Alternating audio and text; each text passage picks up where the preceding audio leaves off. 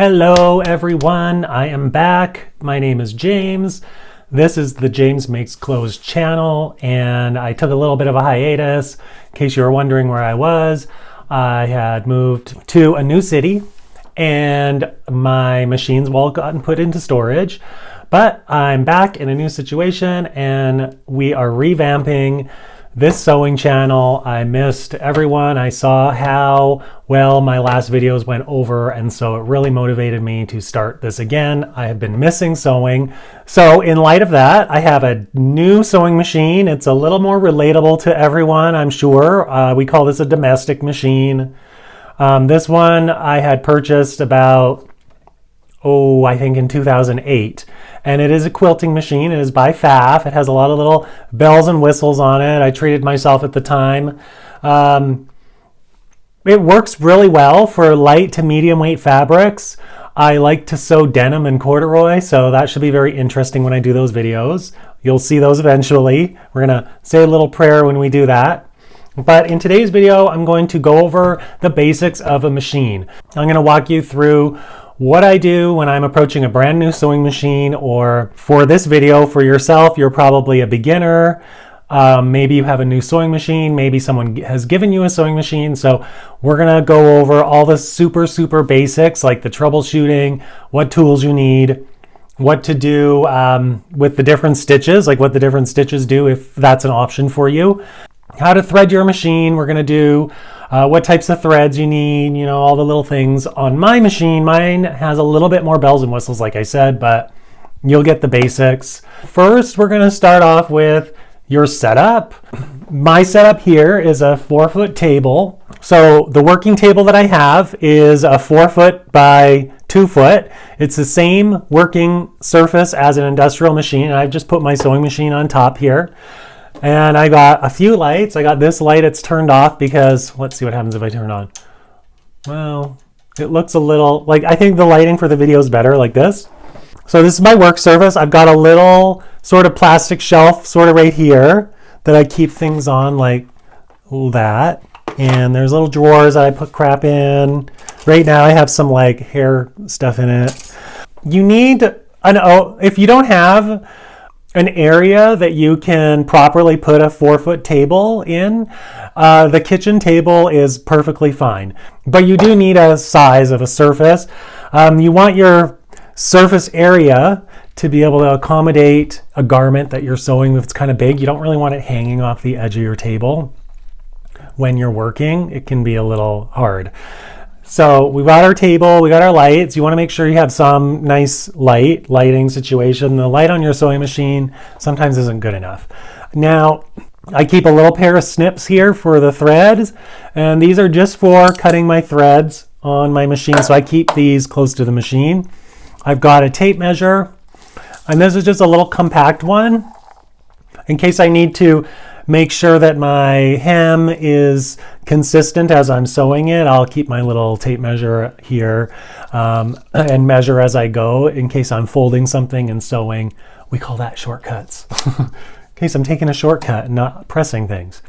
I have a little small ruler that I use to measure the seam allowance or before I stitch it. So I'm going to touch on that when we zoom in on the machine. So make sure you have a ruler, a tape measure, a little pair of fabric thread snips. They can be your fabric shears. If you only have one pair of scissors, you can interchange the two. But the reason why I have a pair of fabric scissors and a pair of thread snips is because these are usually somewhere else where I've been cutting my fabric, and these I keep right by my machine so that I don't have to stop my sewing to go get my scissors to cut things. So it's just a little more convenient.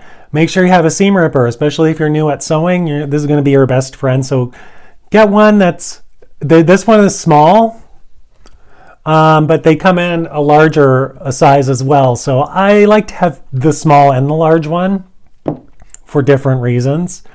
Well, I got my thread, so we're going to do a demo with this black thread. I keep a little bit of masking tape. Now, the reason why I do the masking tape is to mark my seam allowance on the machine. My machine does have seam allowance indicators, but if I'm doing a pattern that's in metric, they're going to be off. So I'm going to have to measure that seam allowance and mark it down on the machine myself. That's why I keep my ruler. You need to be exact with your stitches. That is a very important thing when you're sewing, just if you're a beginner. I got a marking pencil.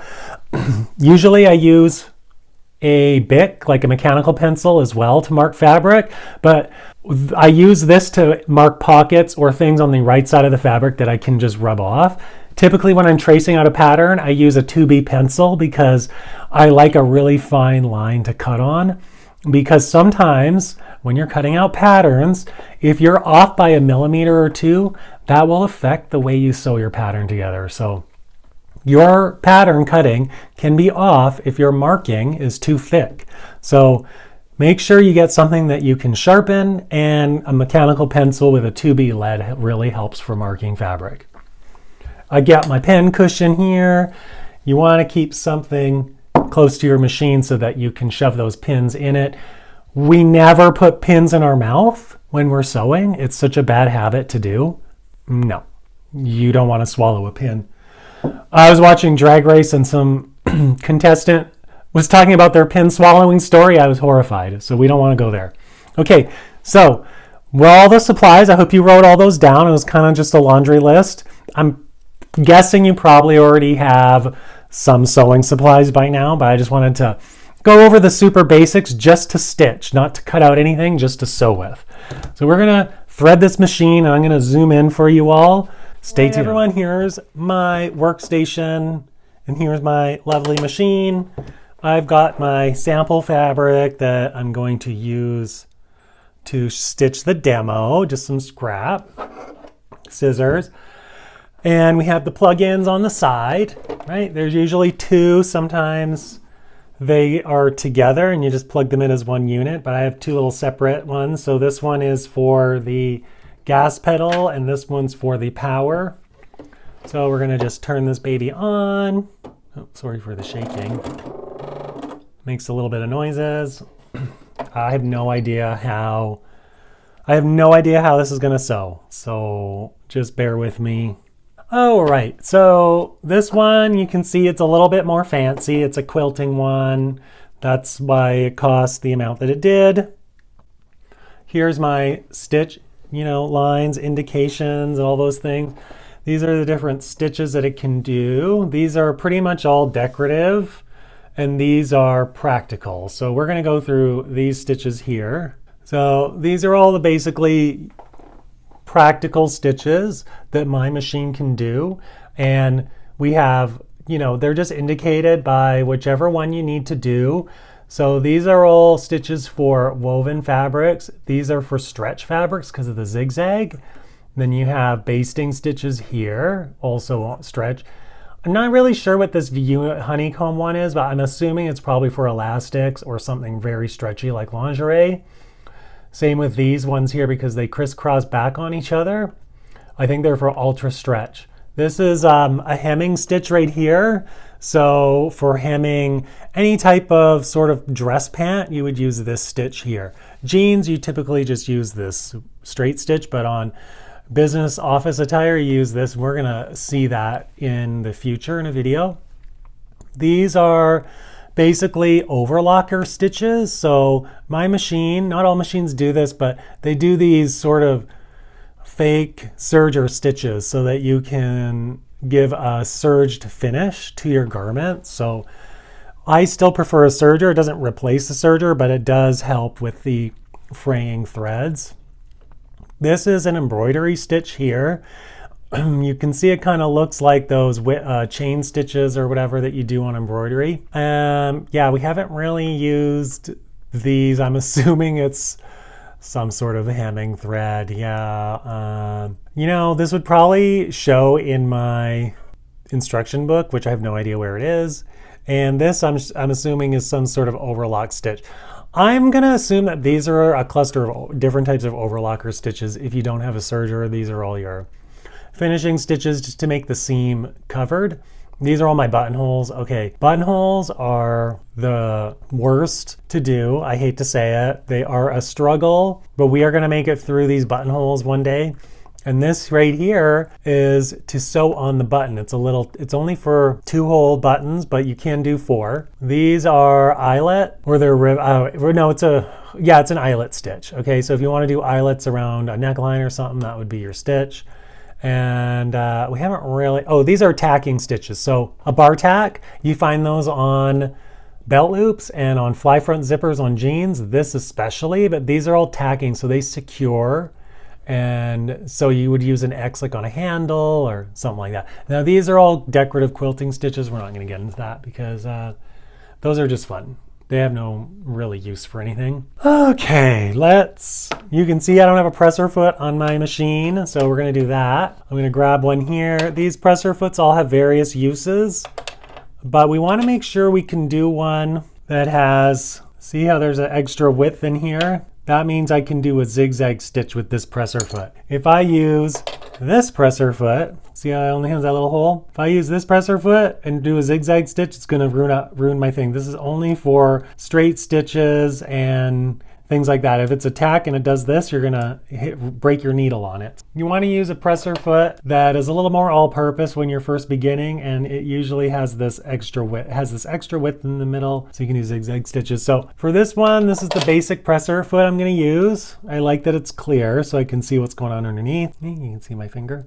And we're just gonna pop that in here, and it just pops in real nicely. And back here, if I need to use a thicker or a more delicate fabric, this is a walking foot, so it'll walk the fabric out for me, so I can disengage it there or engage it, and it helps pull the top layer of fabric through. Right behind here, my machine's more fancy, right? So this is an automatic threader, and I'm going to show you how to use that. It's quite fancy. We like that. Now, usually there's a manual presser foot thing here, but because mine's a little bit more digital, my presser foot controller is right here. So if I push this button, it goes down, and that means I'm ready to sew. And when I'm done sewing, I push the button and it comes up. So that's the nice thing about having a fancy machine sometimes. Okay, next we gotta thread it. First, I'm going to go through where you thread it at. Okay, so you're gonna need to find out where you place your thread. So mine's obviously right here. These are just to keep your bobbin or your thread spool nice and elevated so that it can spin well. If it gets caught in here, your thread will snap, and then you can kind of just put one of these on just to secure it, but don't put it down too tight, otherwise it won't spin. So that's not really necessary, to be honest. Before we thread it though, you can't start sewing without a bobbin. Luckily for me, I already have a bobbin threaded, but you got to start with your bobbin. Here, you got to wind a bobbin first. So I'm going to show you how to wind your bobbin, because you don't want to thread your machine and then realize you don't have a bobbin wound, because you have to de-thread your machine in order to wind your bobbin. First, we put our thread on thing, and here is my bobbin winder. So my bobbin winder is right here, so that means I'm putting it on. Okay, so mine had a little rivet in it, and it wouldn't go down unless I lined it up. Here we go. On my machine, I have an indication right here that says this little thing here is for the bobbin. I can do it one way for sewing, and the opposite way is for the bobbin.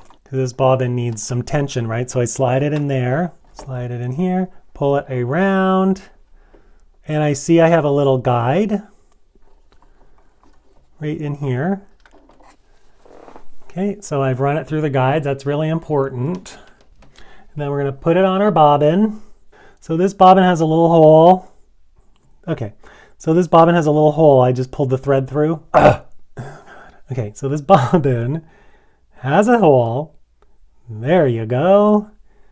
So we plop that on here. I hold the end. On your regular machine, once you engage your bobbin winder, it'll disengage the sewing thread and you can wind your bobbin. There. So I just let it wind. Now that it's wound a little bit, I'm gonna, there, and then just continue. So much for that. Okay, we're done. Cut it. We have a bobbin.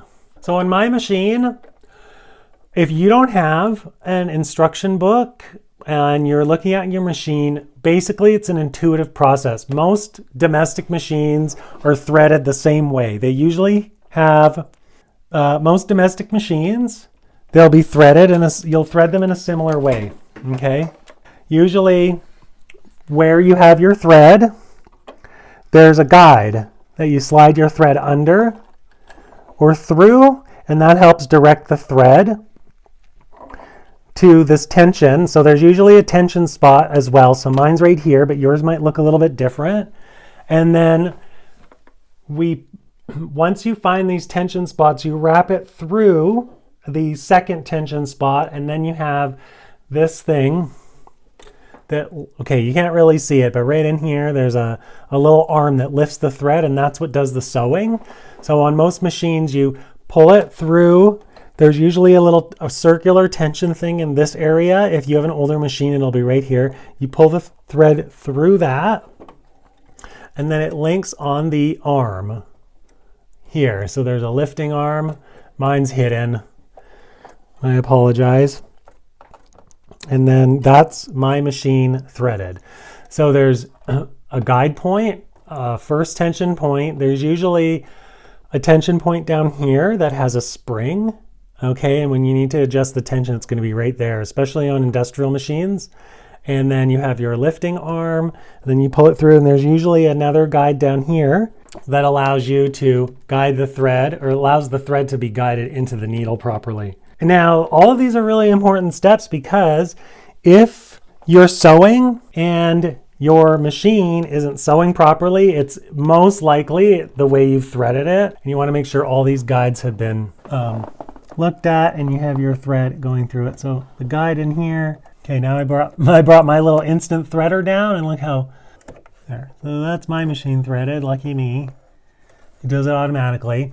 So when you get the thread through the needle, you pull it through the presser foot and behind. So all your threads always have to become behind the presser foot back, okay? So there's my thread, there's the guide. There's the first tension spot, and it goes up through here, and then over the little arm here, and then down. And there's usually a guide point in here, and then there's the thread. So you can see I don't have mine attached to the guide point because I can't film and try and find it at the same time. So I'm gonna have to set that up in a second. All right, so we're almost ready to sew, but we don't have a bobbin, right? So for us to sew properly, we need a bobbin in there.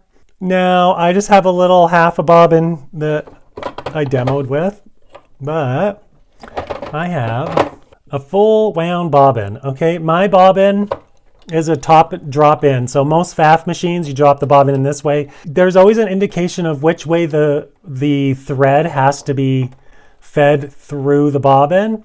So I have a little arrow right in here, and it says the direction is going this way. So it needs to be pulling the thread out in the direction of the arrow. So I drop it in, and there's a little tension spot on here. There, so it does a little click, and it's already hooked up into the tension spot. It's very intuitive. And then you can't leave your bobbin like this. It has to be pulled through this little hole in here through the plate. So I don't put my lid on first. What I do is I grab this, I put my hand here, and this is going to manually control the needle so that this thread, the needle will pick up my bobbin thread, and you're going to see this. And then you know that your bobbin is done. So we're going to go like that. And I don't know if you can see, but there's the thread right in here. Okay, and I just pull on the top thread, and it pulls my bobbin through. I'll use my little, there's my bobbin thread. We got it coming through here. I'm gonna put the lid on, and we are ready to sew, and we're gonna cross our fingers and hope and pray that we don't have to do any tension adjustments. My machine has stitch indicators or seam allowance indicators. So right now we're just gonna do 1/2 inch seam allowance, presser foot down, and we're gonna sew, and we're gonna cross our fingers. And we don't have any tension issues, so it seems to be working good. After you're done your stitch, you gotta do a reverse stitch. So my reverse stitch is a button here, which indicates that it's on. Okay, and then I push it again to turn it off. All right, and now we gotta cut our fabric. So the needle is lifted out, pull that, bring your thread out towards the back. You want always your thread to be going towards the back of the machine, because if it's not, sometimes you'll sew a huge knot or it'll catch underneath the bobbin and it'll mess you up. So you want to make sure your thread's always pulled to the back of the machine. Okay, look at the bottom. So that's the underneath. So the underneath and the top should look exactly the same. So that means my tension is proper. If my tension was off, I would fix it. Well, mine's all digital, so I have to fix it in, oh my goodness, actually I've never fixed the tension on this. Yeah. But with the tension, it's always touch or go. So if you're having tension issues, which would mean this underneath is very loose or this is very loose, the tension winder, there's usually one here on the front of your machine, and you just make small increments each time in order to adjust the tension, and you keep sewing and sewing and sewing. Let's try a different seam. Okay, so we're going to make sure that the thread is under the presser foot and the back of towards the back of the machine. You don't want to start sewing with your thread like this because it'll create a knot. We'll pull it to the back of the machine, go a little bit over, put the presser foot down. Let's try a zigzag stitch. We got to make sure that we lock our stitch. So do a couple and then go reverse and then go over that, push the reverse off. Oh man. So my stitch length is really close on this. You can see it's like probably going to have an issue. When you do a really close together stitch like that with a zigzag, sometimes it can create a knot. So I'm going to make my stitch length a little longer. There we go. Now if you're sewing on a little bit of a thicker fabric, you might have to use two hands. One, you might have to pull through the fabric through the back, but because this is just a simple cotton, it has a really easy feed through. With a zigzag stitch, you don't want to start sewing like crazy and go too fast, because it can knot. Now let's do our reverse. And my machine is a little extra fancy, so it cuts the thread on its own. How lucky am I? So I just pushed a button. I know, and like, how nice is that, right? Okay, so that's my zigzag stitch. So you can see we always got to check the underneath. The tension on mine is okay, but we want the underneath to look identical to the top. So I'm thinking my machine tension, my bobbin, I think my bobbin tension is too tight, and that's why it's pulling. There's a little bit of pulling on the seam, and it's bunching the seam together. So my tension's a little too tight. The sad thing about that is I don't know how to adjust it on this machine because it's so digital. So that's going to be something I'm going to have to learn. Just play around, get a scrap piece of fabric, play around with your different stitches, as you can see. Now look at how tight the tension is on mine. You shouldn't have the fabric puckering like that over the zigzag seam, right? So you can imagine if this was a stretch fabric, this would be a little like pucker like that because the tension's so tight. So I'm gonna have to loosen the tension on my machine the next time I do this zigzag stitch. Yeah.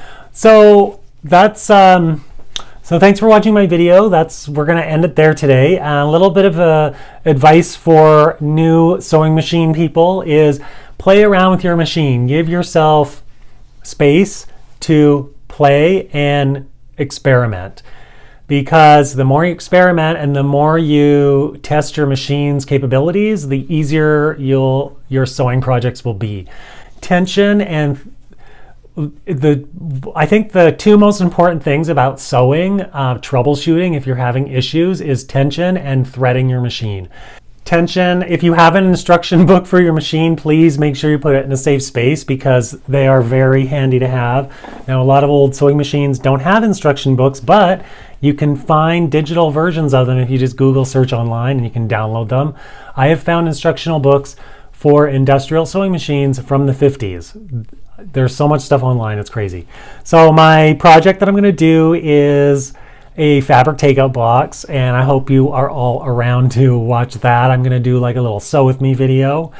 I attempted this takeout box last week, and I'm going to show you the mistake I did because I tend to make really dumb mistakes as someone who's been sewing for 30 years. No excuse, but that should be funny. Anyways, good luck with your machines. If you have any issues or if you need a little bit of questions, just comment below. Maybe I can help you. or give you some resources. Happy sewing!